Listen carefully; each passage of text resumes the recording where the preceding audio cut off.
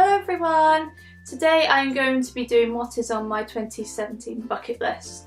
Now if you watched my last video, and maybe if you watch the one after this, possibly you will realise that I am wearing the same outfit, same makeup, and that is because I am pre-filming some videos today, so then I have at least 3 or 4 videos to upload week after week. So I'm pre-filming lots of videos today, so apologies if it looks like this, but there you go, you're just gonna have to deal with it. So yeah, like I said, today I'm going to be talking about what is on my bucket list for 2017. I don't tend to call it resolutions, I guess. I don't know why, it's just they're not resolutions, it's kind of things that I want to improve or do more, like they're kind of like goals or what's on my bucket list. I like to do bucket lists instead of resolutions, okay? So I'm just going to talk about, like I said, what's on my bucket list, and I hope you enjoy, and let's get started. Okay, so the first thing on my bucket list this year is to prioritise myself and my mental health. Now, this is something that I kind of touched on in my last video, my updates video. If any of you didn't watch that video, I suffer from anxiety, I have anxiety, and I have had it for nearly 3.5 years, but I only opened up about it and got help for it last year, around springtime last year. Which was a big step for me. So basically I want to prioritise it, so I'm kind of able to recognise like what makes me anxious and what worries me and all that, what triggers me, what my triggers are, what sets me off, and to know to prioritise myself, so when something like that happens and I start to feel anxious, then I'm going to learn to take myself out of the situation and, you know, do something else to kind of calm myself down and bring myself kind of back down to earth, if you see what I mean. Because obviously, like, I'm a big believer in kind of looking after your physical health, but also your mental health, because mental health is just as important as physical health, and it's important to kind of take time for yourself. Maybe if it's like 5 minutes every day, or maybe take like a day or 2 a week to kind of make time for yourself where you're not doing any work, where you don't necessarily have to do chores, just kind of taking time for yourself, looking after yourself. And that is something that I want to improve this year.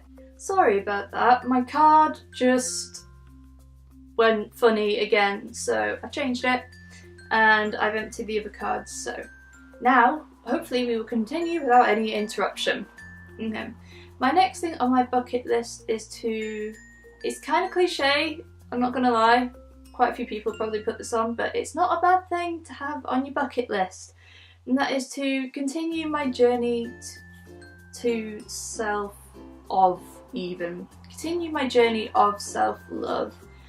Now, this is kind of something that's kind of recently kind of occurred to me. Like, I've never hated myself, I've never hated my body, or I've never hated myself in any way or form like that, but when I kind of thought about it, I've never kind of like, I find it hard to say that I love myself. I can't say that, but it's kind of like, it's something that's kind of happened slowly over the last 2 months of 2016.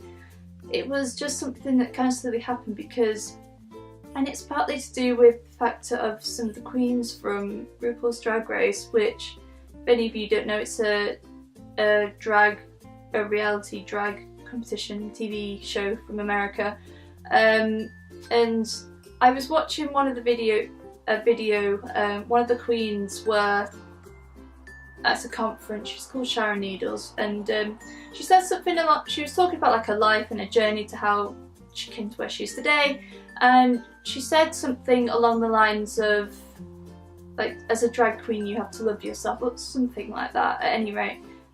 And some reason that kind of stuck with me. Like, I'm not a drag queen, but it's like on that show they kind of like Rue always says, like, if you can't love yourself, how the hell are you gonna love somebody else?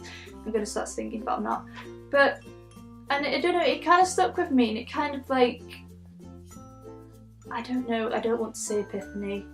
What's the word? I don't know, it just kind of started this journey of like learning to love myself, I guess.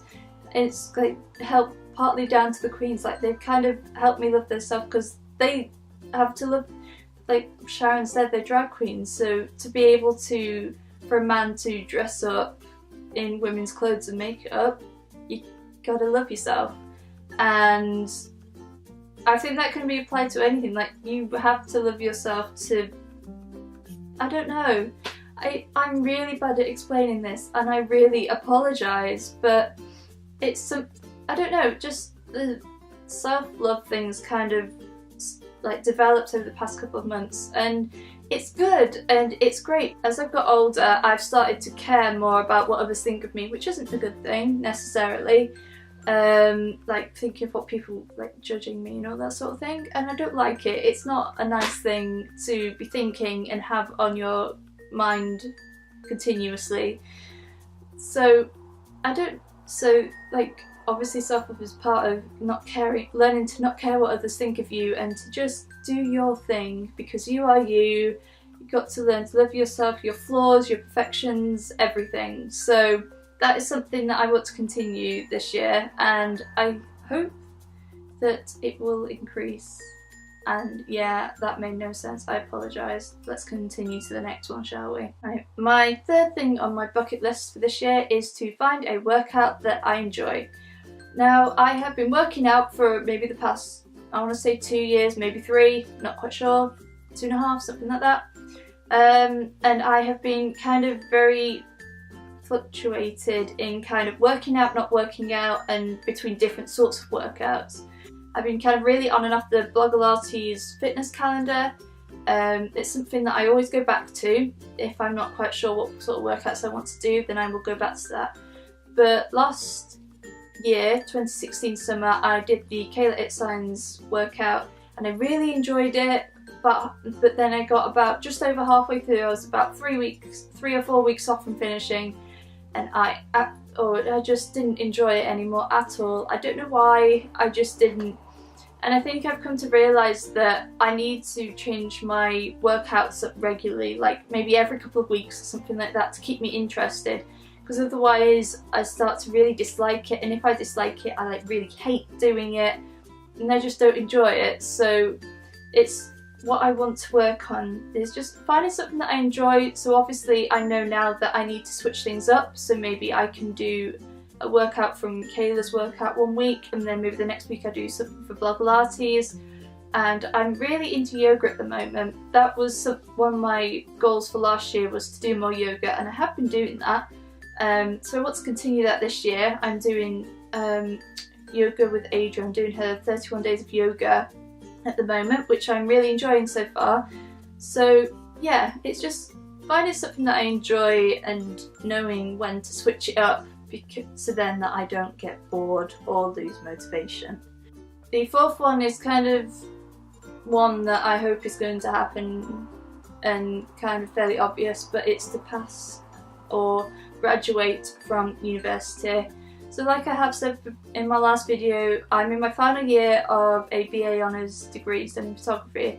So my goal is to graduate. Hopefully I will. I think I'm doing alright so far, and my tutor seems to think so. So yeah, there's nothing more to say, but fingers crossed, hopefully I will graduate. That would be great if that could happen.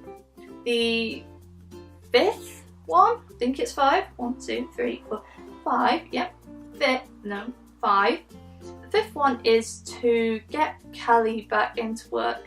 Now, obviously from watching his channel, I hope some of you realise that I have a horse. His name is Finn, and he is up at a family friend's house. They have stables there and they have other horses there. And they have a horse up there called Callie, who has been around since not long after they bought that house when I was in primary school, which was a very long time ago. And she's kind of she's a very temperamental horse. I'm sorry if nobody's really interested in the horsey bit, but this is on my list, so I'm going to talk about it. But she's kind of a very temperamental horse. She's a mare, which everybody, like, she's a ginger mare, Welsh mare, and if you are a horsey person, then you will generally know the stereotype for that they are generally very moody and very temperamental. So, and she is that, to be honest. She doesn't give ginger mares any credit or anything, I got to admit, but she's a really nice horse when she wants to be. She's fine. Once you get her out, she's fine.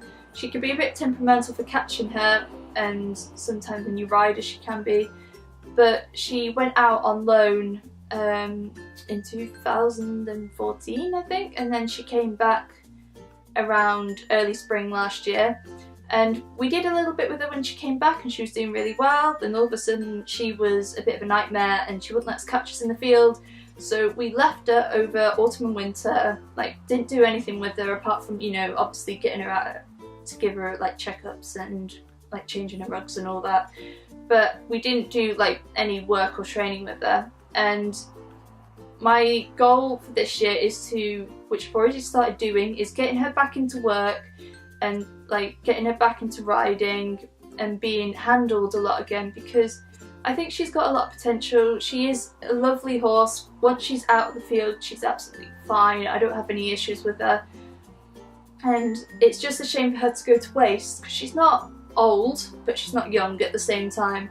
So it'll be great for her to get back into work and get up to her full potential and to be able to ride out with like all the other horses and all of us. It'd be really nice to do that. So far the process is actually going alright. Since she's had some time off, she's a lot more willing to work, which is great, and hopefully, fingers crossed, in the next month or so we can possibly start riding her, because we're just doing like natural horsemanship and in-hand training, and I'm currently teaching her to long rein. So hopefully, fingers crossed, she will be rideable and fairly fit by the summer. My sixth one is something that I'm not going to talk about very much because I talked about it in my last video, which I will leave in the description box down below, and that is to be more dedicated to my YouTube channel. So as I discussed in my last video, I talked about how I want to be more dedicated and upload more regularly, and like the sort of videos that I want to increase and like make more of. Like I want to make more photography videos and all that sort of thing, and like behind the scenes videos of photo shoots, and yeah, I want to kind of start to grow this channel a bit more. And obviously this is big year, so there may be some interesting videos coming your way, you never know. I don't even know yet, so we will find out. So in the future, I'm probably going to be bulk filming lots of videos. Like now, this is on my second video today, and I'm probably going to film 1 or 2 more after this. So that is why I will be in the same outfit. I'm not going to try and repeat that again in my other videos, because you should all know that by now, that I'm going to be bulk pre-filming videos, so then I have lots of videos to get up more often, and that made no sense.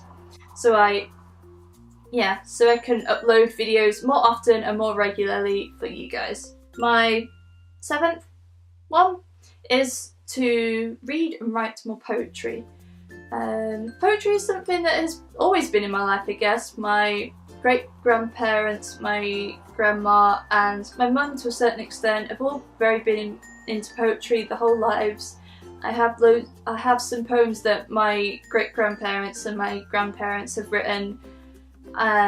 It's just something that's always been in the family, and it's something that I've always been interested in. I've always loved creative writing and poetry, and in my second year of uni we did a project on and for the project I chose to like create some photographs to go with a poem, and that kind of re-sparked my interest in it. I've never totally lost the interest in poetry, but since I've started uni I've been getting back more into it, which is great. So my plan is I've been getting back into it all last year, which was great, and I want to further it now, and I want to start writing more, because I wrote a little bit when I was younger, but have been writing since last year, like little dribs and drabs every now and again, but it's something that I want to create more often. So yeah, something that I want to do more often, and one of my ideas for my final major project at uni is to write some poetry and create photographs to go with it, and maybe I can turn that into a book. That's one of my ideas. I don't know whether I'll do it, but it will happen at some point even if I don't do it for uni. So yes, so poetry is something that I enjoy, and it's something that I feel like I can express myself in. So that is another one. So I'm looking forward to kind of continuing my journey with it and hopefully writing some more stuff. And you never know, I may share it with some of you guys eventually, if I can be satisfied with the finished poem, that is. But yeah, poetry. And my next one, number 8, is to take my photography to the next level. So this kind of, I don't even know how to start this, to be honest. I feel like my photography is kind of, it has been improving, I feel like, and so my tutors have said that at uni, that it's been like evolving and flourishing and all, you know, all that sort of thing. But I feel like I need to take it to the next level, and partly that is to do with equipment. I need some new lenses. I have been needing new lenses for a while now, because around this time last year I upgraded my camera. I have the Canon 70D now, and I want to do more equine shoots, and obviously when I graduate from uni I want to be able to start doing, I want to be an equine photographer, that's what I want to do. So, but in order to do that I need to upgrade my equipment. So I've been wanting a new telephoto lens for ages, and because my other one isn't as good enough quality anymore, I need better quality, I need sharper pictures if I want to sell them to clients. So partly, but obviously they cost money, so I have to save up for that, and that's going to be a slightly longer term thing. But equipment is one thing, and just like evolving my photography in general, like taking this to the next level, like doing more shoots. Not necessarily involving uni work, like doing them out of uni work, just being more proactive and creating more work, because I feel like when I'm in uni I hardly create work for fun. It's all for uni basically. It's never for myself or for clients and other people and all that sort of thing. So it's something that I definitely want to improve on, and like I said, take it to the next level. And yeah, we will see how it evolves in the time to come. And I think it's the 9th one. I haven't actually written it down in here yet, but this is another one that is rather cliche again, but it's something that I feel like is very important for me, and that is to be more present. Now this is obviously going to be a gradual thing. I know it's a cliche thing, but I feel like I'm the sort of person where my mind is constantly filled with thoughts and like imaginary situations, and my mind is always very busy, and it takes a while for me to, like, there's very rare moments when my mind is still and I'm like fully consumed in the thing that I'm doing, like whether I'm going out for a ride or I don't know, just day-to-day life. Like my mind is very busy, and it's always thinking about like things from the present, things from the future, like things that are going to happen in the future, and like things that have happened in the past. Like it replays all these things, which kind of ties into my anxiety. But it's just my mind's always so busy and noisy, and it can be quite exhausting sometimes, I'm not going to lie. So I want to learn, it's learning mindfulness, I guess, to kind of appreciate and concentrate on what's going on in the present moment, and for my mind to not wonder about things that have happened 2 weeks ago or 2 years ago, or things that may happen in like 2 years' time, you know what I mean? Or even what's going to happen tomorrow.